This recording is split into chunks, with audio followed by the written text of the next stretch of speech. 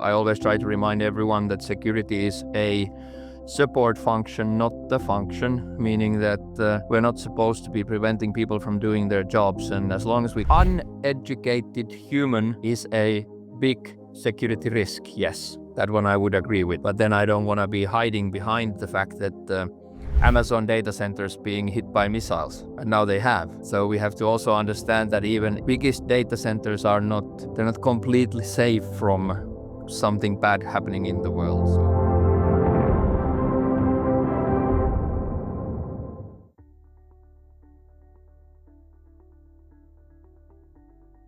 Hi everyone and welcome to another episode of Wai Involve. I would like to introduce you all to our sponsor Wai Technologies. Wai Technologies is a design-led AI-powered engineering partner that helps enterprises accelerate digital transformation and achieve measurable business impact. As a Microsoft Solutions partner, Wai brings deep expertise in front-end engineering, application modernization, AI deployment, and automation. You can learn more at waiin.com. Moving to today's episode, we are diving deep into cybersecurity and ransomware. For this, joining us is Sami Laiho, one of the world's leading experts in Windows OS and enterprise security. Sami has been working with and teaching OS troubleshooting, management, and security since 1995. For more than 2 decades, he has helped organizations strengthen security through strategies like principle of least privilege, application control, and privileged access workstations. Sami currently serves as a Chief Research Officer at Adminize. Sami is also widely recognized in the global Microsoft community. At the Microsoft Ignite 2018, his sessions ranked number 1 and number 2 out of more than 1700 sessions. With ransomware continuing to evolve as one of the most critical threats, Sami brings deep real-world insight. So Sami, to begin with, in your experience, what is the most underestimated vulnerability inside enterprise environments today? Well, I do still believe that today the biggest vulnerability is misunderstanding the principle of least privilege. So we have multiple different levels to this. People are still given excessive admin rights for their endpoints, but that's only part of the problem. Then the other problem is the other end, which means that privileges are used from normal endpoints instead of using hardened privileged access workstations, which would be the correct way. And then also the missing out on privileged access management solutions that can monitor, log, and occasionally even record sessions if needed. So when it comes to admin rights, what would you ideally suggest? Because there are scenarios where people just end up doing things which are kind of violations of the policies that are set forth. Is there anything that is foolproof which can be done, or is it just human discipline?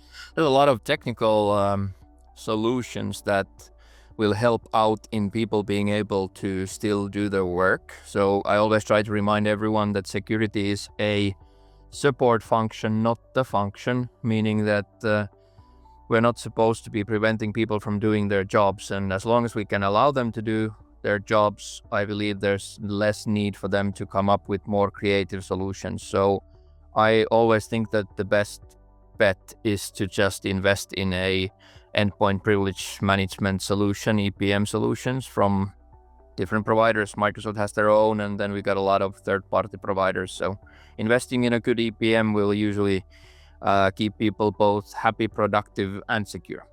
That's great. Which actually gets me thinking and brings me to our next question, Sami. In that scenario, why do excessive privileges remain so common in enterprise despite years of security awareness? I think the problem in many cases is old applications, for example, that were built in the times when this was not widely used. I mean, principle of least privilege. I think there are a lot of old applications that simply don't work without admin rights. So that's why you need the technical solution like an EPM. And then it's also a little bit of psychology. I mean, I always say that security is like 25% technology and 75% psychology, because people are used to being able to do what they want on their own devices. Now, if they are not their own devices, but the company's devices, still somehow this mentality moves on to the office environments as well. Okay. Any real life experiences you would like to share on this particular topic? I think numbers speak for themselves. So I have a European customer with about 10,000 endpoints. If we compare year over year, after removing end user admin rights, especially from developers, the next year they actually had 75% less service desk tickets. Because the problem is that people think from their own perspective, which means that they think that if you don't have admin rights, then you have to make a ticket and someone else has to fix the things for you, which means that there would be more tickets, because if I could fix it myself, there would be no ticket.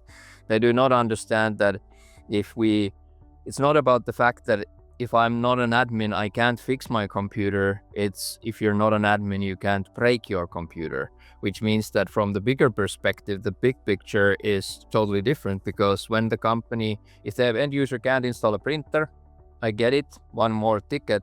But if we don't have unknown HP or Canon or whoever provided binaries running around the place, we get a lot less tickets as the company. But of course, it's very natural to see it from your personal perspective that yes, there's one ticket less. Or, I mean, there's one ticket more because I had to ask for service desk to fix something, but you should look at the bigger picture. Same goes US, German company. After we removed admin rights, the reinstallation of Windows, which is, everyone thinks it's kind of the common fix for most of our problems. It's just Windows works fine as long as you just reinstall it once a year. But when we removed the admin rights, they actually had 65% less reinstallations of operating systems. And they were actually able to, as they put it, buy a shorter desk, because they didn't have a lineup of computers being reinstalled all the time or re-imaged all the time. So I think the numbers speak for themselves very well. And then on the other hand, if we think about the privileged access management, privileged access workstations, especially in Europe, there's now regulations in place like NIS2, which actually requires it. It's not just only that we want to do it because I've always wanted to do it because it's good for me, less work to do because things keep working. But now, on the other hand, there's a little bit more leverage because there's also a lot of regulatory requirements from NIS2. There's a lot of cybersecurity insurances that require you to follow certain regulations if you want to be covered. So that's also another kind of that changes the game a little bit. It's not just your IT department saying you should be doing something, it's actually a regulatory requirement as well. Then coming to zero trust. So we heard this term quite a lot, zero trust being implemented correctly. Or has it just become a marketing term, kind of some kind of a security strategy? I think it's a lot of marketing. I see a lot of companies that have their websites that used to just say the company's name, and now it says like the company's name, and then there's a short, small subtitle there that says a zero trust company. So I think it's a little bit of a marketing term, and also a really bad term itself. I mean, zero trust sounds very negative, although I always people find it like companies are trying to control me. They don't trust me at all because it's zero trust. As zero trust, when implemented correctly, it basically just means that you can work exactly the same way as secure, independent of whether you're working from the office or Starbucks. So it's a very positive thing with a very negative name to it. But I think a lot of it is, I always tell people that today you can sell anything with words zero trust, AI, quantum proof, or high protein. Talking about ransomware incident, anything that you would like to just share impromptu, and what is the biggest mistake that you think leadership actually makes in the first 24 hours in case of such an incident? I think the biggest one here is also a little bit of a psychological thing.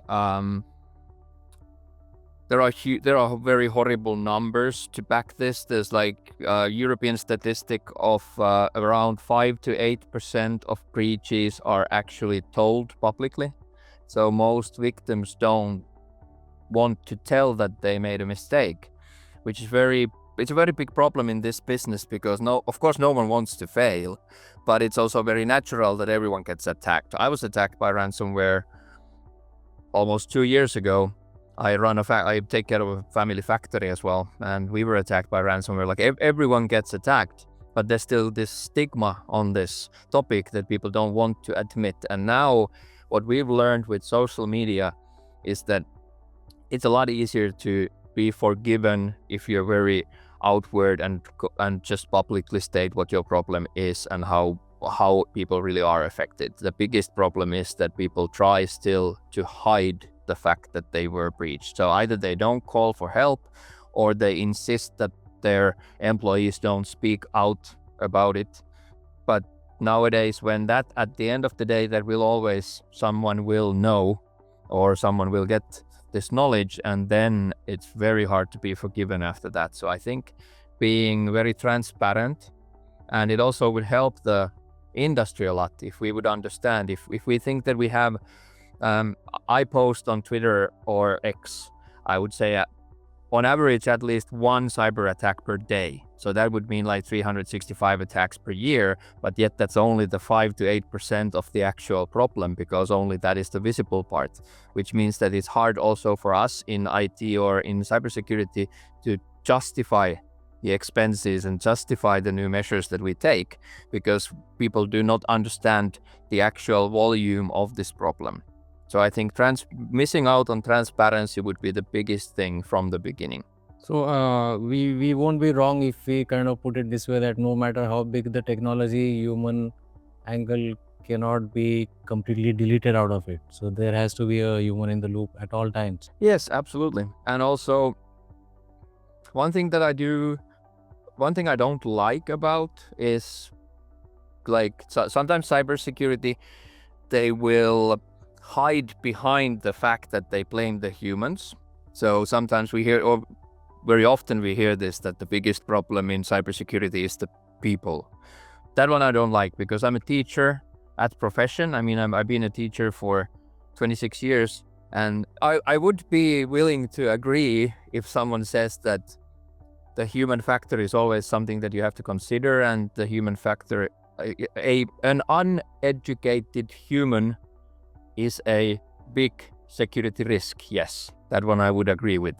But then I don't want to be hiding behind the fact that that everything would be a human problem. But in this case that we're talking about, management trying to hide, for example, that they did not get breached, and think that in the modern world, or everyone is interconnected, that would actually stay a secret. That's just a hallucination. But does it actually stay a secret? Absolutely not. I mean, mostly the bigger the breach, the more sure it will get out somehow, because there's always there's so much people involved in ransomware attacks. So if we have a breach for a company, there's usually people who have already stayed awake for like 48 hours without any sleep. When we go in, first thing we have to tell the people is that you actually go to bed now, and we're going to take over. We have to have psychologists with us many times, because this is so hard on people's nerves. There's always one person in every company who seems to know everything about the company. There's this one person who is like, he's been there from the beginning, and he knows like Active Directory the best. And they're so burdened, and many times people are also super unhappy in these situations. So they usually that information will leak out somehow. And that is, I think that's the biggest mistake, is to trying to hide things like this. You are forgiven. Everyone understands that everyone gets attacked. Very easy to see from companies that have gone public. And if you look at their stock prices, for example, they always get a small hit when they get breached, but they will recover very quickly. So Sami, in that scenario, why do many organizations overestimate the protection backups provided against modern ransomware? backups they're the final savior in most of these cases in a way. I mean, backups is your final protection. Like everyone needs backups. The biggest problems with backups is that people do not understand how they're connected to the systems themselves. So currently, if we have bigger ransomware events, one big thing is they always work the same. They will compromise the logical domain structure of the company. So the logical level, the applications, the directory services. Then after that, they will go down one level and they will encrypt all the virtual machines running on the hypervisors. And then when they have encrypted them and deleted all the snapshots, which would allow fast recovery, then they will go down to the backups and they'll wipe the backups. The backups are good and they should be there, but backups have to always be immutable. They must be put in a place that you cannot destroy them from the same system that you're trying to protect. So backups are still your last line of defense. It would be nice that your hypervisor stays intact so you could use snapshots and you could recover very fast. But then backups are usually a lot slower to recover from. So backups that's the last line of defense, and we hope that we don't have to go there. But when we do, sadly, most of the times what we see is completely wiped backups. And now also one thing that has changed lately, you can see this on the news in like this first quarter of 2026. One thing is that we have, because of the war, different wars going on around the world currently, we have a problem that we got a lot of malicious activity which are actually only wiping data. They're not encrypting. They're not even trying to keep you. They don't keep your data as hostage and ask you for ransom. They're simply a form of a weapon. They're a cyber weapon. They are, instead of kinetic warfare, we now use cyber warfare, which means that they will wipe out systems. And there's actually no way to recover anything unless you have a backup, because their only job is to just completely wipe out things. So they're just used as modern warfare. Right. And the way things are moving, AI coming into picture, do you think backups can ever be replaced with something else? Or maybe there's a future where you don't need backups at all? I don't think so. I do believe that we will always need backups. And sometimes when I'm talking about cybersecurity, we have some customers are actually kind of laughing at it, that they listened to me like 20 years ago and they listen to me now. And mainly what we're saying is you have to patch more, test less, meaning that you have to patch faster and faster because we have so much vulnerabilities. And we have to have great backups. In a way, we said the same thing like 20 years ago. You have to patch your operating system and your devices, and you have to take backups. So a lot of the fundamentals have not changed at all. AI will help us in vulnerability management, that's for sure. That is a part where AI can help us. There can be AI looking after our systems, finding vulnerabilities and patching vulnerabilities. That will happen. Backups, as we're still, if we look at the biggest advancements that Microsoft is doing in, like, for example, data retention, is that they were able to build backup media made of glass, which can store the backups for basically millions of years. So there's still a lot of investment in backups, and we're going to need the backups. Now our bigger problem now with all the advancements in whether it's AI or in general, is that the sheer amount of data is so big that as a few years ago, we still thought that SSDs are cheap and memory is cheap, cloud storage is cheap, but we did not understand how much more productive we are and how much more we produce data all the time, which means that the backup sizes are becoming very big. I thought, if you would have asked me 5 years ago, will I ever have to use a backup tape? I would have said absolutely not. Tapes are history. That you will never need them for anything. And now HP has been selling more tapes in a year than the combined 5 years before, because we need so much backup storage, and we have to go to a little bit cheaper medias as well, or better retention. So I don't think we're going to survive without backups. Backups we will have. It's a form or another. I'm not sure about that, but backups as a concept we will always use as our last line of defense. Right. You mentioned about tapes, but then how does it how do we differentiate it from the backups that we usually have on cloud? So is there any kind of difference, or tapes is something different that is required or maybe required by some or not by the others? Well, cloud backups are great in a way because you don't have to invest in physical media and you don't have to take care of the media retention and all that stuff. So I think they're very good. We have to consider a few things. First of all, biggest mistake probably that I see with the cloud backups is that people do not understand that if we have a complete cyber breach and we have to restore everything from the cloud, how long does it take? So we have to be sure that the media is fast enough for us to actually get back on site when needed. So that's a big problem with the cloud backups is that when you have a petabyte of data somewhere, how long does it actually take for that to travel to your systems when it has to be taken out of there? Cloud backups are actually really good in a way, because I always think that people who provide those backups, they are usually taking better care of the equipment than you would yourself. So I totally am in it. They just can't be the only backup. So you should always have 3. That's an old rule. You should always have 3 copies of your critical data. So you have the one that you're running now and working with. You should have one backup, which is, for example, the cloud backup. And then you should have a third one, which is completely offline and separated from the other systems. So if something burns down, we have to understand that world has changed in the last few weeks when we're recording this data centers that would be, we were kind of like, this was more science fiction when we talked about Amazon data centers being hit by missiles, and now they have. So we have to also understand that even the biggest data centers are not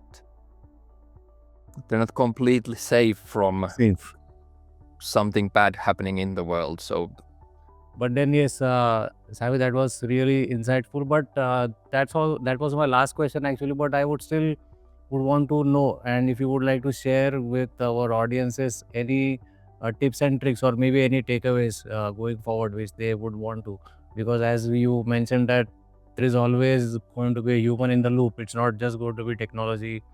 It's not just going to be tapes, cloud. So anything that you would like to share to the audiences? if you want to keep yourself secure, as we discussed, take your backups. I'm not going to change my mind on that. That's still a main thing.